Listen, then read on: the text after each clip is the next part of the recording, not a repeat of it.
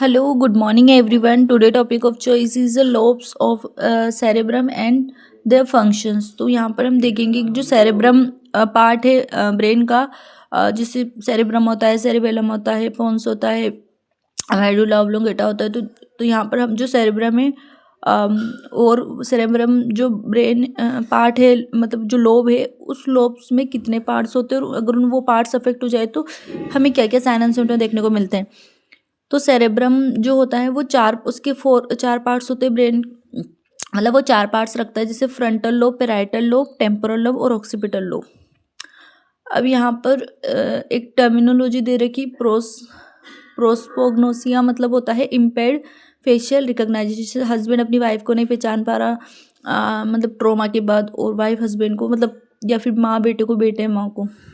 यहाँ पर एक चीज़ दी रखी है, handed inversely proportion to dominance, मतलब जो पेशेंट है, अगर पेशेंट नहीं, मतलब कोई पर्सन है जिसका राइट हैंडेड मतलब राइट हैंड से वो लिखता है तो उसका left side of brain dominant होगा, और अगर कोई लेफ्ट हैंडेड तो उसका right side of brain dominant होगा। यहाँ पर दो चीज़ें दे रखी, LMCA, RMCA।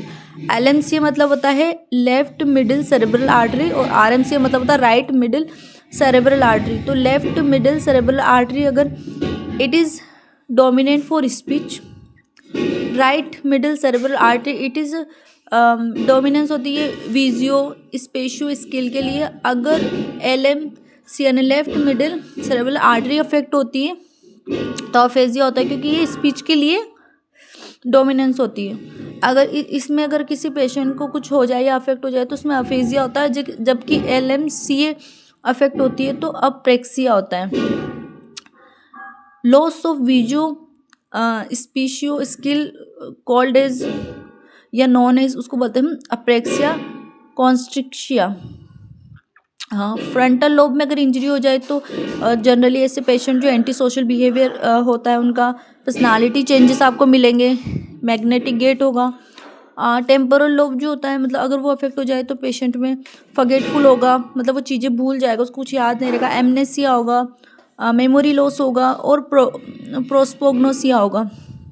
अगर कोई पेशेंट में ऑक्सीपिटल लोब अफेक्ट हो जाए तो जनरली ऑक्सीपिटल लोब जो होता है वो विजन के लिए होता है। उसमें हम देखेंगे कि वो विजन के लिए मतलब जैसे हम जो देख पा रहे हैं ना, उसके लिए कौन सा लोब रिस्पॉन्सिबल होता है, वो होता है ऑक्सीपिटल।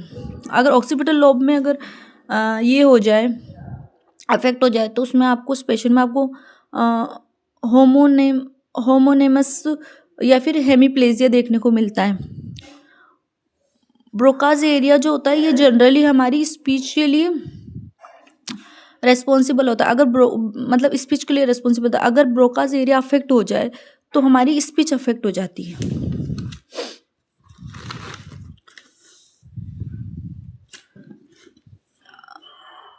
हाँ, यहाँ लिखा भी है ब्रोकाज एरिया अफेक्ट होता है तो स्पीच सेरेबेलम जो होता है, हमने अभी तक पढ़ा वो सेरिब्रम था, अब हम पढ़ रहे सेरिबेलम। इसमें बहुत कन्फ्यूजन होता है, cerebrum cerebellum same same terminology.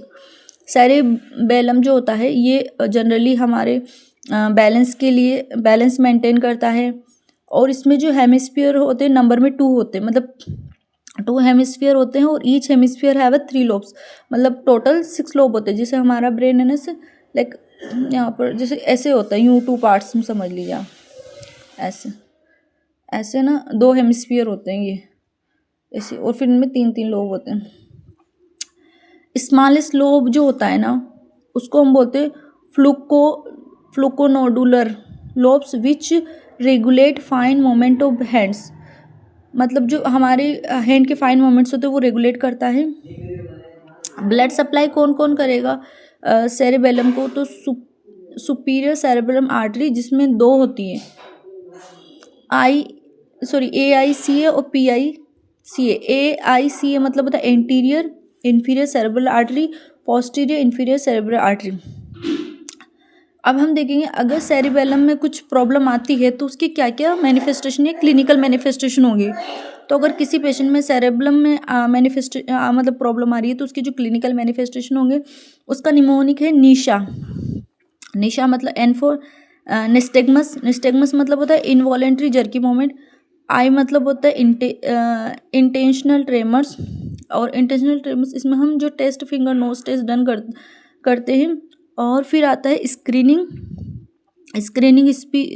Speech हम देखेंगे तो इसमें क्या होता है स्लरी स्पीच देखने को मिलती है, मतलब जैसे ब ऐसे अटक अटक के बोलना।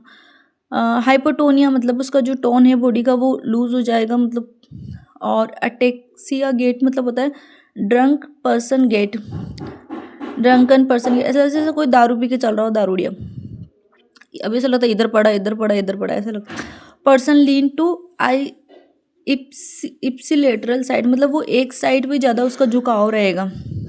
यहाँ पर है ब्रेन स्ट्रीम। तो जो ब्रेन स्ट्रीम होती है उसमें मिड ब्रेन पोन्स, तो मिड ब्रेन में कौन कौन सी क्रेनियल नर्व होगी, 3rd 4 एंड 5। पोन्स में 5th 6th 7th होती है। और अभी हम यहाँ देखेंगे कि फर्स्ट क्रेनियल नर्व जो होती है, जैसे 3rd क्रेनियल नर्व का नाम होता है यहाँ पर, जैसे पहले पूरी क्रेनियल नर्व देखते हैं। तो जो क्रेनियल नर्व टोटल नंबर संख्या में 12 होती हैं और इनका एक निमोनिक है, जैसे यहाँ लिख रखा है ओटा फाग वा, है ना। ये होती olfactory, optic, oculomotor, trochlear, trigeminal, abducens, facial, vestibulocochlear, glossopharyngeal, vagus, hypoglossal और असेसरी। यहाँ पर 3rd 4 5th यानी कि ओल्फैक्टरी, ऑप्टिक, ओकुलोमोटर, ट्रोक्लियर और ट्राइजेमिनल, है ना, 3rd 4 एंड 5th।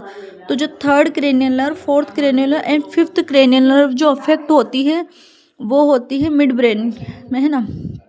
5 6 7। अब यहाँ पर 5 है एब्ड्यूसेंस और ये फेशियल और वेस्टिबुलोकोक्लियर। तो मतलब यहाँ पर ही आप देखने को मिल रहा है।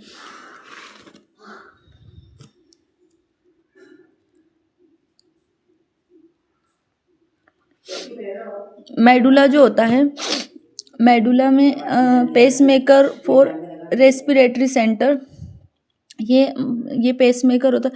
इससे कई बार क्वेश्चन भी आता है कि जो मतलब क्वेश्चन शायद एक बार मैंने देखा था पिया यादव में, तो उसमें ऐसा था कि मतलब जो ब्रेन में जो रेस्पिरेटरी सेंटर है वो किसके द्वारा रेगुलेट होता है, ये क्वेश्चन था कि ब्रेन का कौन सा पार्ट जो है रेस्पिरेटरी सेंटर को रेगुलेट करता है। तो उसका आंसर था मेडुला ऑब्लोंगेटा। तो pacemaker of respiratory centre called as pre Botzinger complex. यहाँ पर इसको शायद ये भी बोलते हैं मेडुला ऑब्लोंगेटा। यहाँ पर इस रेस्पिरेटरी सेंटर को यहाँ पर क्वेश्चन मार्क भी लगा रखा है मैंने। वेजोमोटर सेंटर जो होता है यानी blood vessel constriction and dilation regulate करता है। यहाँ पर cranial 9 10th 11 12th and 5th जो है वो प्रेजेंट होती है। मिडिल पार्ट इंजर्ड, अगर जो मेडुला ऑब्लोंगेटा का मिडिल पार्ट होता है ना, जैसे मेडुला ऑब्लोंगेटा में कौन कौन सी क्रेनियल नर्व प्रेजेंट होती है, तो हमने यहाँ देखा है 8th होती है, 9th होती है, 10th होती है, 11 12th और 5th होती है। ये 5th आपको पहले भी कहीं देखने को मिलती। तो जो 5th क्रेनियल नर्व है ना वो आपको मिड ब्रेन में भी मिलेगी और आपको पोन्स में भी मिलेगी, कॉमन है। इससे आप कुछ भी मतलब इससे ये पता नहीं लगेगा कि कौन सा अफेक्ट हो रहा है, क्योंकि मिड ब्रेन तो आपको 5th क्रेनियल नर्व तो आपको मिड ब्रेन में भी मिली थी और पोन्स में भी मिली थी और यहाँ पर मेडुला में भी मिल रही। तो अगर जो इसकी 12th क्रेनियल अगर मिडल पार्ट इंजर्ड है मेडुला का, यानी 12th क्रेनियल नर्व अफेक्ट हुई है। Rest of location in lateral part of medulla. अगर 12th क्रेनियल नर्व अफेक्ट हो यानी कि जो मिडल पार्ट है मेडुला का वो इंजर्ड हुआ है। यहाँ पर types of brain cell and function आ रहा है। गिलियल सेल या एस्ट्रोसाइट सेल होती है, सपोर्टिव सेल होती है। न्यूरॉन्स होता है जो स्टोर करता है इंफॉर्मेशन को इन मेमोरीज को। ओलिगोडेंड्राइट्स जो होती है ये माइलिन होती है। माइक्रोग्लिया जो होती है फेगोसाइट होती है। फेगोसाइट जैसे लीवर की कुफर सेल होती हैं। प्लेसेंटा की जो होती है उसको हम बोलते हैं हार्वोर सेल। तो ऐसे बेटिज सेल जो होती है ये मोटर कॉर्टेक्स होती है या फिर कोर्टिको स्पाइनल पाथवे एरिया होते हैं फोन। गोल्जी टेंडोन्स जो होती है ये टेंशन रेगुलेट इन मसल, गोल्जी सेल जो, और ये यहाँ पर दो अलग अलग, एक हो गया गोल्जी टेंडोन्स और एक होता है गोल्जी सेल। तो गोल्जी टेंडोन्स जो होती है ये क्या करती है, ये टेंशन रेगुलेट करती है इन मसल्स के अंदर, और गोल्जी सेल जो है ये सेरेबेलम में होती है। Myelin in CNS formed by, जो माइलिन शीट मतलब एक्सोन के ऊपर जो एक शीट बनती है ना उसको मतलब माइलिन, एक्सोन को एक्सोन जैसे एक्सोन होता है ना उसको कवर करने का काम करती है माइलिन, प्रोटेक्टिव टाइप से प्रोटेक्टिव लेयर होती है। तो उसका CNS में यानी सेंट्रल नर्वस सिस्टम में जो माइलिन का फॉर्मेशन होता है वो किसके द्वारा होता है, वो होता है ओलिगोडेंड्रोसाइट के द्वारा।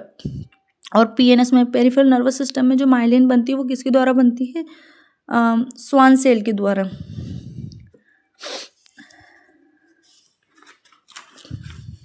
That's it.